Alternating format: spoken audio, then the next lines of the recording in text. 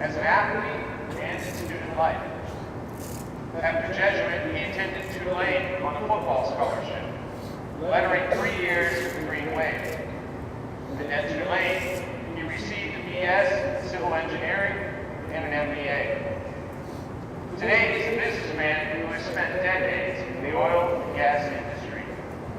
He's president of Laborde Development Corporation and chairman of Gulf Island Fabrication Incorporated. He has been a member of numerous professional and civic organizations, often serving in a leadership role. He's the former president of the Sugar Bowl Committee and the Tulane University Athletic Alumni, former chapter president of the National Football Foundation and College Hall of Fame, and a board member of the New Orleans YMCA and the Audubon Institute. And in 2014, he was Rex in Carnival, and as a Northerner, I understand that's a pretty big deal.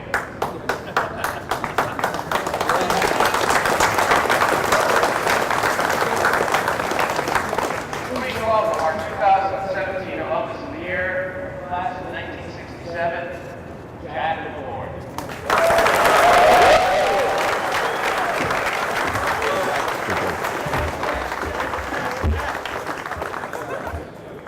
Thank you, Father. I'll start with a story I told part of the other night at the Alumnus of the Year speech. This was probably, besides the first day I had here, which didn't go real good, I'll tell you about the longest day I had at Jesuit High School. We got up, back then, the priest physically had to say Mass every morning, so they kind of had a semi-random grab of students, different years, and we had to go in the residence and physically be altar boys for 4 or 5 Masses in the morning.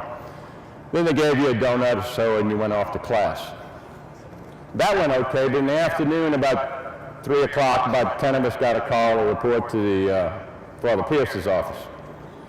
He explained to us that allegedly there was a little wine missing from the sacristy this morning. We said, that's not good. So he wrapped us up, and I remember the first day of PH, I had to go to band practice. Here was a big football stud. I walk in band practice. He says, what instrument you want to play? And just so happened my older brother was in the band. I said, let me play clarinet. My brother can play a clarinet. So I did the clarinet and went, not too good. So give me a trumpet, I'll do that. And you got to do something. That wasn't any good. I got down to a little triangle deal. And I wasn't as good as the guy in the Geico commercial where he has his triangle ensemble solo sliding across the stage. Now that guy had his act together. I didn't have my act together back then. But every once in a while they'd play something and the band director would do that. I'd hit the triangle and they made me part of the group. Then they went over some of the marches they were going to do during the football games. That was a lot of different stuff. The football team couldn't have done that. Now there's nobody going to beat you up when the whistle goes off, but the intricacies of that formation was impressive to me. The second day of PH, they sent me off to Quiz Bowl. I said, I can do this. So we went to a room, and they had a couple of guys ready to go, and kind of had a little stage set up with the little button. I said, I can do this. This will be fun. And I remember the first question. They said, man, what's Kathmandu? And bam! I said, the guy said, President, or capital of Nepal. I said, what's Nepal? And it went on and on like that. They asked the goofiest questions in the next hour I've ever heard. These little kids were smart. One was my classmate. I remember one, he said, being Mr. Laborde's joined us this morning, let's do some sports questions. I said, I can get this one. And they asked, who won the 1958 National Football Championship? 4 of them. Bam. I said, what? The guy said, Baltimore Colts, they played at New York Yankee Stadium. So then I drifted out of that. The third day, I had to go to PH, Father Pierce wrapped us up, and he made us write a composition on if we had learned anything the first 2 days. That was one of the most important days of my life here. When you realized on 2 different days, I met some really, really talented kids that I was in school with and really didn't know that. You know, if you play football or golf or whatever, you know those people. You don't know the other things and the many, many talents that all of y'all share. And so luckily enough, you get to start appreciating that and start attending some of their events. Attend the swim meets, attend the tennis tournaments. One day, I was smart enough to convince Father Pierce through PH I was going to get some of the football players to go to a debate competition. And he said, would you do that? I said, I will. I'll get a carload of football players and we'll go to the debate thing. He said, that'd be awfully nice of you. I'll let you out of PH if you do that. I said, perfect. Consider it done. He said, where's the competition? I said, Sacred Heart High School. And he went, ha ha. I said, a deal's a deal, Father. He said, you're right. Go and clap and don't get kicked out. Now, I didn't tell you the other day, the fourth day of that week, I guess we convinced the guy, one of us, to take the fall for the stolen wine. Cost about $2 total, I think. So Father Pierce walked in about 3:10. We figured we'd be out of there about 3:15. He said, we got another problem, boys. I said, what? He says, so-and-so came up and took the fall. He said, well, so what? He said, well, I know he didn't do it. Y'all in more trouble. So that went on a few days. That weekend, I remember, our dad came up to my room and said, your mother says you're not coming home from school. I said, well, I have some issues up in Carlton and Banks. And she wants me to maybe call up there, run a little interference. I said, I wouldn't use your chit on this one. And I explained to him what we were accused of, allegedly accused of. And he says, you're on your own, big boy. You can handle that one.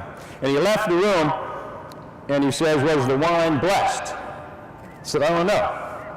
He says, well, if it was, you better think of some dialogue for you and St. Peter to talk about when you finally get up there, because that's not going to be good. But I hope you realize how fortunate all of y'all are to be here. This is a neat, neat place. And as you grow up from pre-freshman to senior, it gets better and better. You really realize how fortunate you are later when you look back on it and how much fun this place is.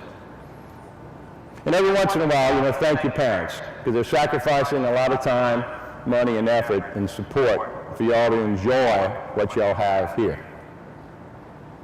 Jesuit High School collects the best and most diverse students. I've often heard a term one time which said, Jesuit is Chalmette to Comus, and it's probably right. It's got one of everything in here, and luckily, that's what it's for. But it lets them grow. It lets all the students grow here within certain boundaries. And it produces a graduate. I remember my son was here. Father McGinn, I told him you could do this better and you could do this better. He finally said, Jack, Father McGinn was a year ahead of me.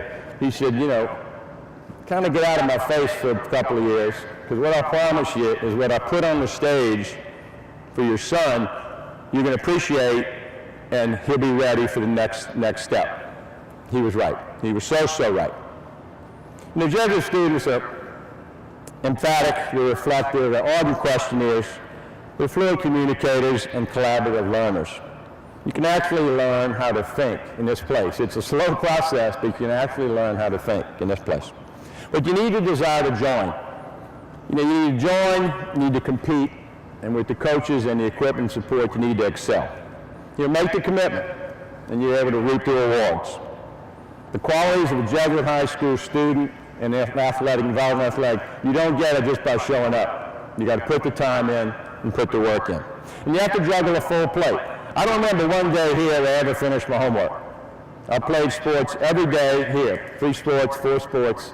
I don't ever remember finishing my homework, and you just do the best you can, and lo and behold, you do fine. You learn how to figure it out, whatever that term means. The challenges and the high expectations are placed on everybody. And it's the most rewarding thing you'll do. But be grateful, for all the different opportunities that are provided here. You got to go for it. I was fortunate enough to have a son here. And thanks to Coach Sanji and Coach Morrow, and the many teachers, they did a great job on my son, and I'll thank this place, every year. My son's team had a year about like y'all had this year. And he still looks back, because he's an eternal optimist. He's a smart kid, eternal optimist. And he said, if I was a little faster and a little bigger, I would have been all district. He wasn't right. But good kid, tried hard, Has great memories of the football team, baseball team and stuff he did here. Wonderful. He actually joined the debate team when he was here. Football debate team. And I said, I said, man, that's a different group. And he says, when I went to the University of Virginia, had a interview. First question the guy asked me, did you play football and you were on a debate team? He said, tell me about how did that work? And he said, the U.S. Ballon debate team, he said, kind of got me in college. So you never know. You never know what helps you. I went to Tulane, had offers different places, decided to stay in town, had a wonderful time. Not every game was great. Senior year, we had some success. In fact, my 70 football team just got put in the Hall of Fame. We were 8-3, won the Liberty Bowl when they only had 11 bowls back then. I think final ranking, Tulane was about 14th in the country. But we had suffered. We didn't play as a freshman back then. My sophomore year and junior year, we suffered, but we never, ever gave up.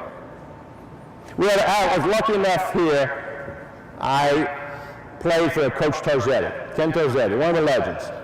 Tough guy. And I played quarterback, and he was always in my face. And I played fearless. And I kept saying, quarterbacks don't play fearless. Quarterbacks are kind of chicken. They like the sidelines and don't like to get hit. And really, the only guy I really was scared of in 3 years of playing football him was that guy. That guy was tough. But you learned, you can use it a lot of places. You commit to every play. You play like a champion, you earn respect. He used to nail on us, that J you put on your helmet, or on your sweatshirt, or on your thing. When you go show up to swing team, baseball team, debate team, everybody's looking for you. You're number one in the country on everything you compete. Every time you put on that Jesuit sweater, Jesuit jersey, they're looking to knock you off. To one of the most days I was proud to be a Jesuit high school student. I was dating a girl and wound up being my wife. And she had 2 offers that weekend. And her mother told me later that it was a guy from De La Salle and me, and her mother made the call, I'd rather you go out with the guy from Jesuit.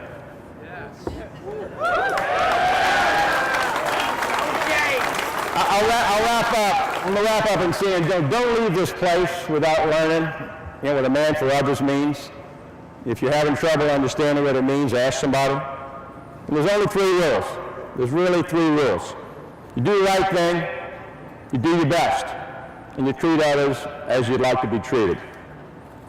Gentlemen, we are the Blue Jays. Couldn't be prouder.